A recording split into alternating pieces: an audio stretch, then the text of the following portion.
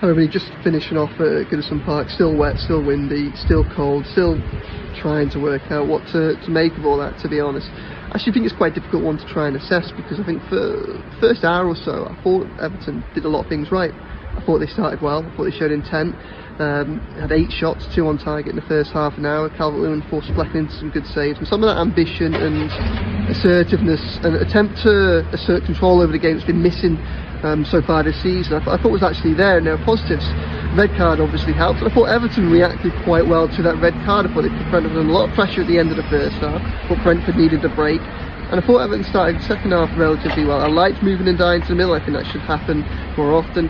McNeil, unsurprisingly, put some good crosses in from the left, and Dye linked up relatively well with the players around him. But I thought where this game changed, probably wasn't actually on the red card, but what Keane Lewis-Potter did around the hour mark. He had that counter-attack where he cut in from the left, forced Pickford into the save, and it almost seemed to scare Everton. A couple of minutes later they had another attack. Pickford picked up the ball when it was flashed across his goal, and you could see that his immediate reaction was to try and launch a counter-attack. But you looked up to the halfway line, it was Dominic Calvert-Lewin there by himself, surrounded and outnumbered by Brentford players, and he was surrounded by blue shirts, and you could see he was screaming at them to push up. And it was almost as if the threat of what Brentford could do on the attack seemed to puncture Everton's spirit, and after that it all became a little bit haphazard, and it lost cohesion.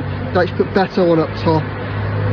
That didn't really work last season, and I'm not really sure we've seen anything to suggest that it can work going forward. And I thought as a result of that, Everton lost their structure for the final half now. You couldn't tell who was playing against 10 men. It became a little bit haphazard, and it became easy for Brentford to defend as a result. Ultimately, you look at what Brentford did on the final whistle, and they're celebrating. Another away fan base celebrating a positive result at Goodison Park this season of all seasons. It's really frustrating to think this was a missed opportunity, this was a big game. There are some things that I think there has to be a bit of a collective responsibility, players on the pitch. But ultimately, I think, Dyche has to take a degree of responsibility. In fairness, he has. Speak to me just then. Everton have got some big problems they need answers soon.